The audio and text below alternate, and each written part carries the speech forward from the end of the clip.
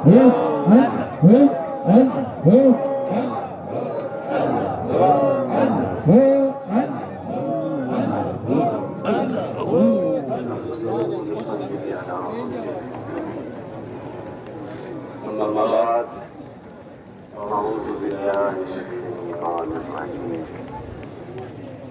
الله الرحمن الرحيم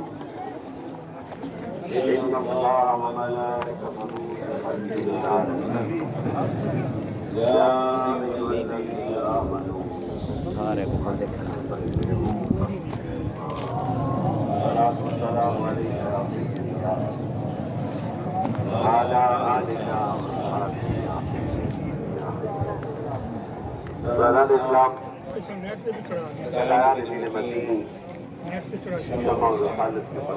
اس سے آواز بھی اسی تصویر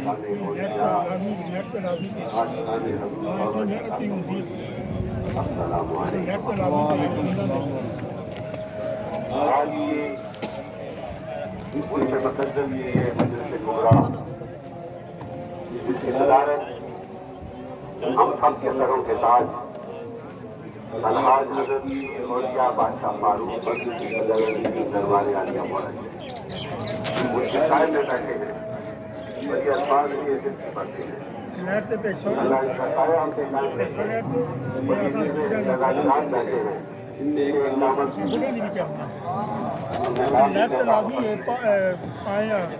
کچھ بات ادا کرنا ہے نیٹ سے لازمی پہ میرا یار بھی جب حضور کے وفادار بن جاؤ گے یہ پیغام حضور بابا جی کا تو گوڑ ہی لے لیا ہے اپنی سال دینا آسان ہے لیکن اپنی سال اس کی راہ میں گزار دینے یہ اور حقیقت بن جاتی ہے اور جو اس غلہ میں گزار دیتا ہے جب محمد قاسم صادق موری اس سفر میں بیٹھ کے اللہ اس کی کتاب کو بلند کرتا ہے اس کے حالات میں اس کے علم میں اس کی سوچوں میں اس کی چندنوں میں اس کی چندنوں میں اس کے ہاتھ میں اس کے کان کے اوپر ذکر کے فیضان کا دروازہ پھر خواجہ قاسم نہیں دیکھتا خواجہ قاسم ہوگا لیکن نگاہ جو ہے اس میں کرم ملے گا خواجہ قاسم کا ہوتا ہے کرم بابا اس کائنات کے والی اور خالق کا ہوتا ہے یہی جلوہ ہے ذکر کر رہے دوستوں یہ ہم پہ انعام ہے خدا کی قسم یہ بڑا عجیب کی باتیں میں ڈوب جاتا ہے آج یہ دوستا دنیا کا ہے لیکن جب بیٹھتا ہے تو اللہ اس کی ذکر سے تمام پیدا لا جائے تو کسی کا ساتھ نہیں آیا ہے اللہ کا ساتھ نہیں آیا ہے وہ میرے جواب کرنا ہے اس دفعہ وہ آیا یقین کو میں ساتھ تھا اور بابا جی کے مزار پہ اور پھر نیچے آیا کہتا ہے ادھر بھی مستی ہے اور ادھر بھی مستی ہے یہ کیا کمال ہو گیا میں نے کہا تو خوش قسمت ہے کہاں سے کہاں کی کہاں دنیا کا آخری کونا آ گیا ہے یہ تم پہ یہ سند لگ گئی ہے تو جہاں سے جائے گا یہاں سے جب کینیڈا میں جائے نیوزی لینڈ میں جائے آسٹریلیا میں جائے فیجی میں میرے بابا جی کے ذکر کا فیض دے کیونکہ بابا جی نے یہ حدیث پاک ہے لمبی بات نہیں کرتا جو صدق کے ساتھ اسے یاد کرتا ہے وہ کتنا کمال والا ہے وہ رحمان اور رحیم ایسے نہیں کہا اور رحیم کے جلووں میں بسنے والا وہ دیکھتا ہے کہ زمین پہ میرا بندہ صرف میری رضا کی خاطر میرا ذکر کر رہا ہے with the purity and the sincerity of their heart. Once you recite the zikr of Allah, Allah will reward you more than your expectations. تمہاری سوچوں سے بھی زیادہ تمہیں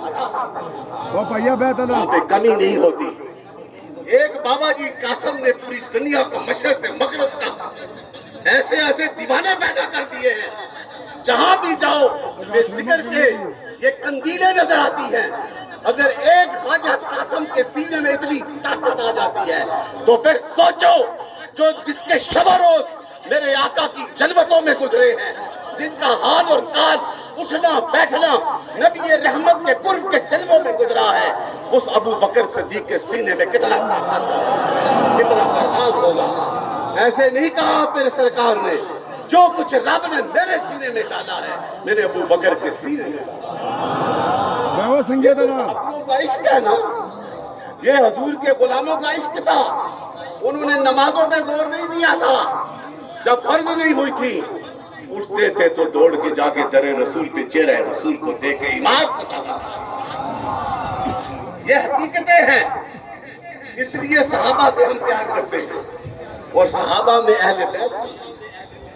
ابو لہب ہے، اسے کوئی نہیں مانتا، آخر جہنم ہے جی، اسے بھی مانتا ہے، لیکن جو در رسول کا غلام بن گیا، چاہے وہ اس کا کوئی نسب نہیں، کوئی لقب نہیں، کوئی دولت نہیں، کوئی چہرہ نہیں، کوئی حسن نہیں،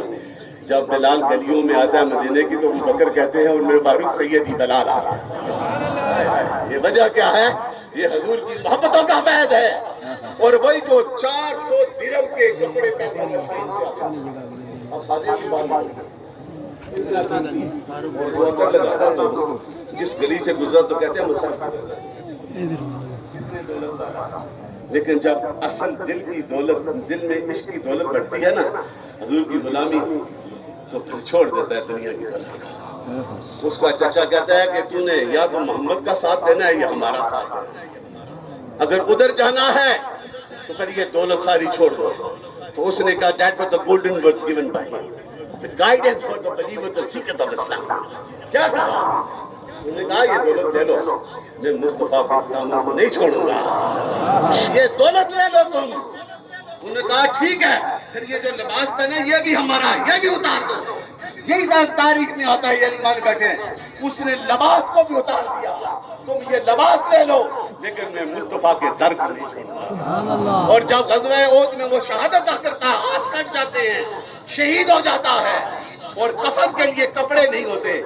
سر کو ڈھانپتے ہیں تو پاؤں ننگے ہو جاتے ہیں، میرے آقا نے کہا اسے دیکھو، جو ایک وقت میں اس گلیوں سے مکہ کی اور مدینے کی گلیوں میں سے گزرتا تھا تو پتہ چلتا ہے مسافر جا رہا ہے، آج کفن کے لیے کپڑا نہیں، لیکن اس نے اللہ کے اور اللہ کے حبیب کے دامن کو نہیں چھوڑا۔ وہ دولت والے مٹ گئے، اور وہ محبت والے، عشق والے جو نبی کے ساتھ وفا کرتے رہے، آج صدیاں گزر کے ان کا تذکرہ ہو رہا ہے۔ یہ حقیقتیں نہیں، یہی تو حقیقتیں ہیں۔ اس لیے صحابہ سے پیار کرنا ہمارا ایمان ہے، ان کے ساتھ سوچنا کہ ان کا علم کتنا تھا، ان کا مجاہدہ کتنا تھا، ان کی محبت کتنی، تمہیں کیا پتا، تم اس صدی کے مسلمان ہو۔ وہ 1400 سال پہلے جب میرے نبی نے حق کا نعرہ دیا، جس نے گھر کو چھوڑا، باپ کو بیٹے نے چھوڑا، لیکن مصطفیٰ کے دامن کو نہ چھوڑا، وہ تو اعلیٰ ہی اعلیٰ ہے، وہ تو عظمتوں والے ہیں، وہ شان والے ہیں۔ اس لیے اسی طرح ایک اور صحابی کی محبتوں کا حضرت سلمان فارسی، یہ مجوسی اس کے والد تھے، سردار تھے،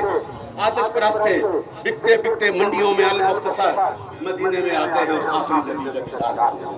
جب دیکھ لیا، ساری نشانیاں پڑھ لی، حضور کے غلام بن گئے۔ اور حضرت امام مالک جو ہے وہ لکھتے ہیں، انہوں نے کہا امام مالک نے لکھا ہے، وہ کہتے ہیں کہ یہ وہ عاشق ہے، آگے آگے حضور جاتے ہیں،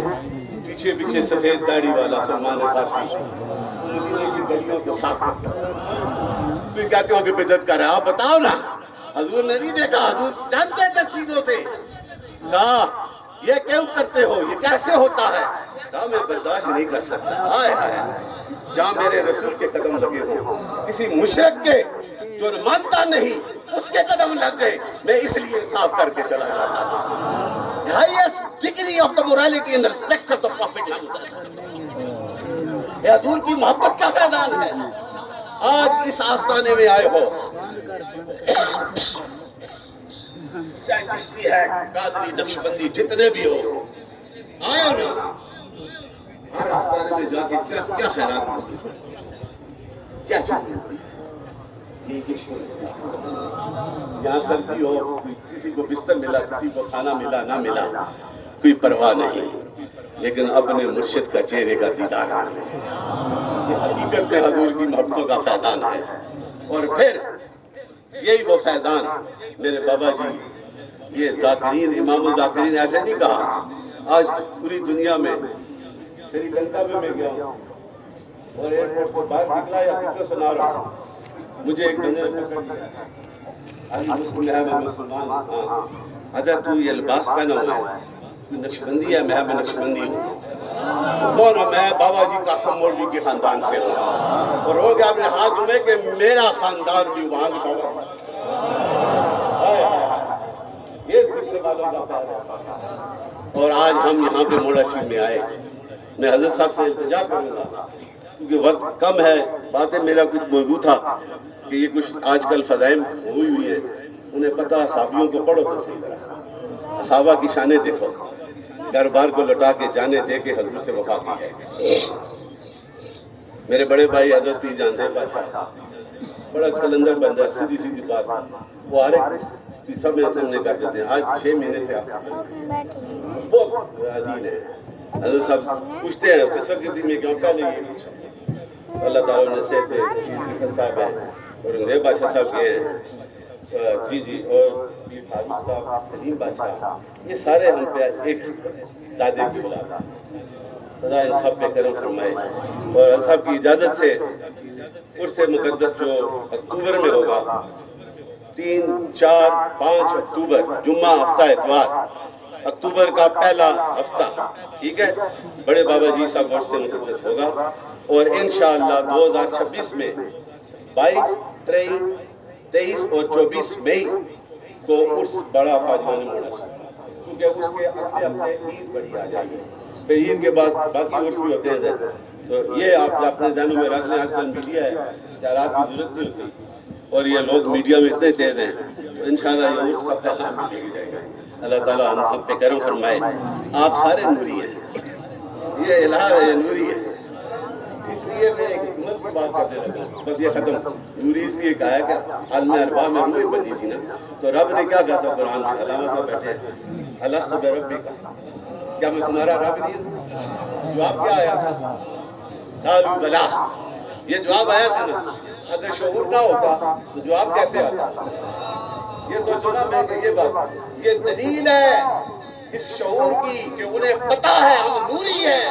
اور رب نے پوچھا ہے تو انہوں نے کہا، اس جواب دیا، تو یہ بات یہ عظمت والی ہے۔ ہم نے اس کے حسن کے جلوے کو عالم ارواح میں دیکھا ہے، وہ حسن تھا اور ہم عشق، وہ حسن تھا اور ہم عشق تھے، لیکن وہ ابدی عشق تھا، وہ ازلی عشق تھا۔ لیکن اس دنیا میں آئے ہم دنیا کے عشق میں پڑ پائے، اور جو ازلی پڑے رہے وہ خواجہ قاسم مولوی بن گئے، بس یہ